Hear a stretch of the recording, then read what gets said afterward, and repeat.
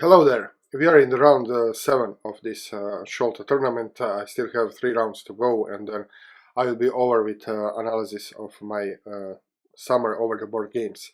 So here I was white, and my opponent didn't have international rating. He did have a national rating, but not international, and he's like 10 or 11 years old. So definitely younger and maybe weaker player. And this game is in fact very similar like the game in the previous round, in the sense that all my opponent gave me was several tempi, and I was able to convert these tempi into controlling the center, and once I control the center I launch the attack on the king side. So very similar like the previous game, if you remember. So this was the previous game, if you remember. My opponent played h3 and a3, giving me 2 tempi, and then by these 2 tempi I managed to control the center and then launch the attack on the king side. So here it will be similar. You will see that my opponent made several moves which didn't contribute to controlling the center and to development, and I managed to make use of these moves to control the center and then launch the attack. Okay, so let's get to the game. I opened the game with e4, and my opponent played Kh8, which is a little bit strange given that he's a younger player and without international rating, so probably a beginner. I would expect him just to play e5. I think all beginners should play e5 for a long time. But okay, he played c6. I know how to play against Kh8. So d4, d5, I play the exchange variation, he takes, and then I develop my bishop on d3, hindering the development of natural development of his bishop. And then usually if he attacks the pawn, I just bring up c3, and then I develop my pieces. I attack the move h3 before developing knight, just to stop the development of the bishop and so forth. But he played the knight f6 here, so he didn't play the most active, most critical move, attacking my pawn.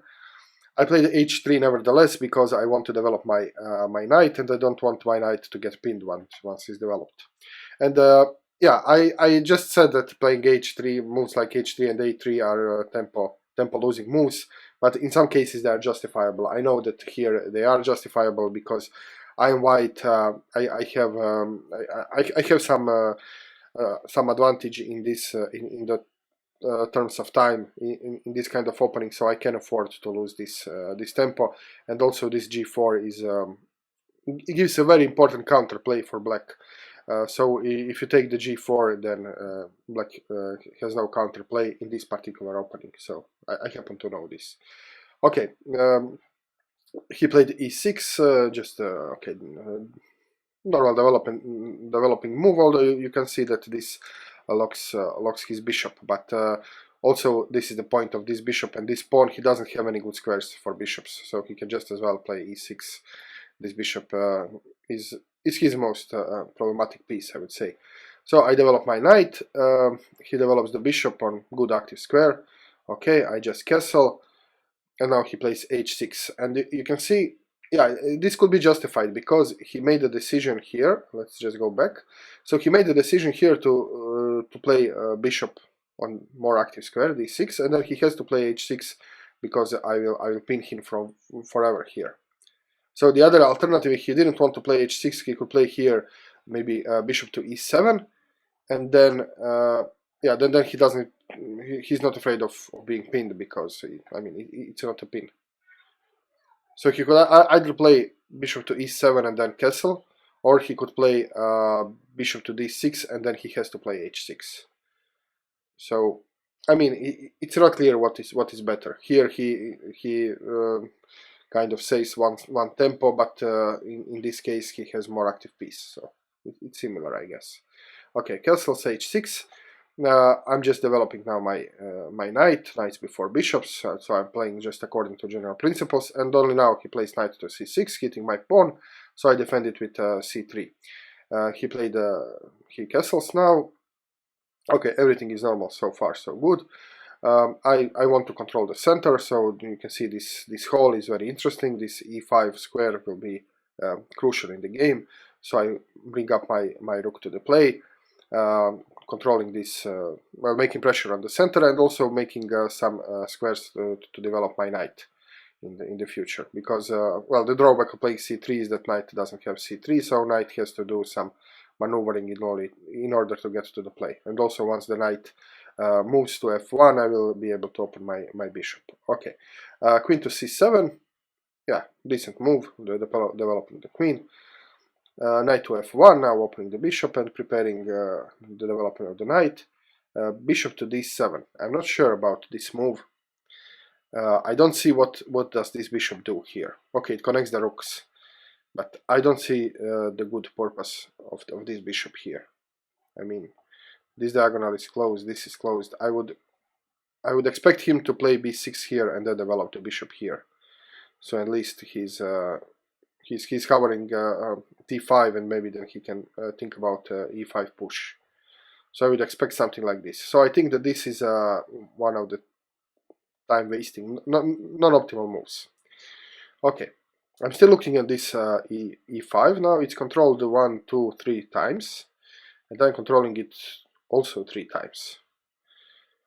So if I want, for example, to push my knight here, I need one more piece controlling this square. So this is why I played queen to e2. So now I'm controlling e5 and I'm ready to jump in. Okay, he plays rook f to e8, which I think it's not so precise. It would be better to bring this rook, because what will happen here? I will most likely jump in, the center will be closed, and then I have all my pieces aiming at his king side. Also this knight, which will be here. Okay, so he can expect the attack on the king side, and yeah, so this rook should probably be here to help with the defense. So he should maybe bring this other rook in. Maybe a little bit unprecise. Okay, he played rook f to a8, and I just jumped in. Okay, and now it becomes very difficult for him. You can see that his pieces are not very active, and I really have some heavy stuff here to attack him. So well, I was thinking about the best move here from him, and it's very difficult to find now the way for continuing to for black. The engine thinks the best move is knight to e4 here, just to try to force the game to be played in the center, and then maybe to deflect me from looking at his king side.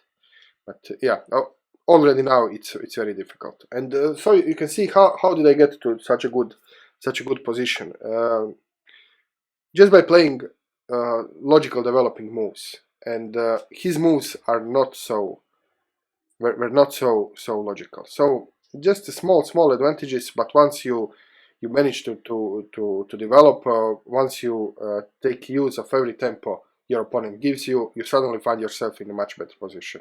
I cannot say I calculated these positions, this position 5 moves before. I just played logical moves. I played in the center. And now I guess he realized that I have too many pieces on his kick side, so he decided to decrease their number, and he took the knight. But the problem with this is that now I can just take back with my pawn, and then the only defender of his king side is gone. So I took the bishop, and he has to go somewhere with his knight, and you can see that he has no good squares for his knight. He has to go all the way back to h7. And now, yeah, now the engine wants me to just to go wild, to play f5, to sacrifice, to do whatever I can, because you can see this is the typical situation now. The center is locked. So the center is locked. This means that the board is kind of cut in half. Let's just try to draw this. Yeah, so the board is kind of cut in half with the block center. My pieces are all on the king side. Okay, and his pieces are stuck on the queen side. So the board is cut in half, and his defenders are on the wrong side of the board, and he has only one piece to defend. So even if this is blitz, even without any calculation, I could just sacrifice one piece, and then bring all my forces in the attack, and that should work. But okay, this is over the board game. I wanted to play a little bit careful. So I just brought my queen in the game. You can see he cannot harass my queen because I just take the pawn. And now you can see what is coming. I mean, the rook lift is coming, and the pressure will just be enormous here. So what to do? I think this was the time he had to think about bringing some defensive forces. I'm not sure what would be the best move here. Yeah, engine has some suggestions like just f5, just trying to activate the knight. After I take en passant, he can activate the knight.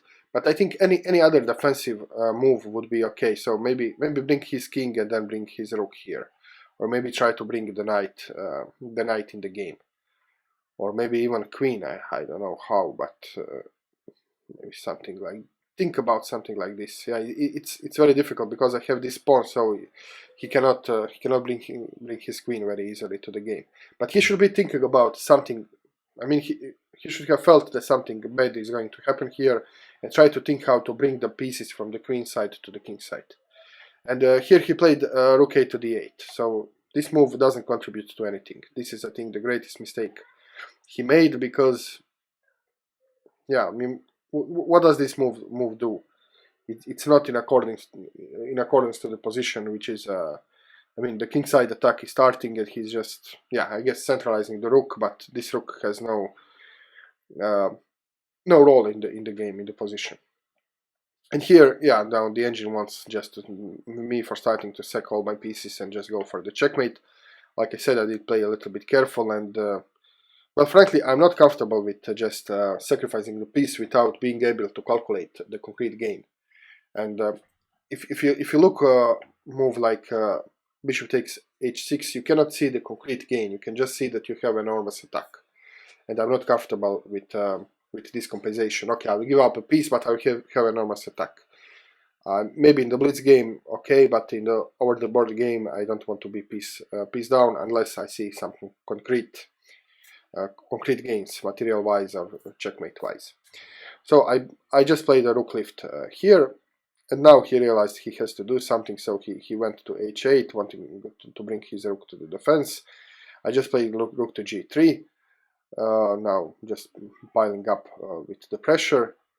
He brought his rook here, trying to defend, and well, now I realize that it's time to sacrifice, because I see the concrete gain.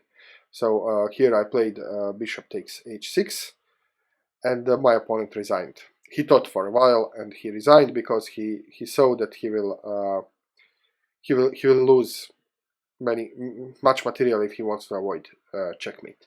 So I calculated here that this is not a real sacrifice because he cannot defend his knight. So for example, if he takes, I can just take the h6 and this knight is falling, or I mean there is nothing he can do, or even more stronger, I could play queen to f7. Again, this knight has no chance. I mean, he can try to go here, but then after I take with the rook, the checkmate is coming here.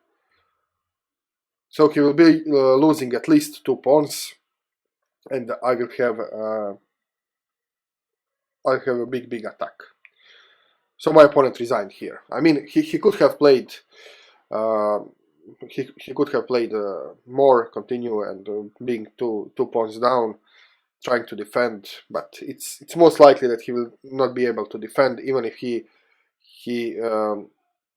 managed to defend, then I mean the only defense is to exchange the pieces, exchange queens and exchange all the pieces, and then we are in the end game with me having 2 or 3 pawns up. So he just resigned the game here, and I scored 1 point to the tournament. Okay, this will be it for today. This is a short game, only 18 moves. So, but nevertheless, very instructive because it's typical how the development of your pieces and playing in the center pays up in the end. Even though if you don't see 5 moves ahead, what will position look like, you just find yourself in a great position and you just naturally launch the attack. Thank you very much for watching, and I will see you with more chess. Cheers.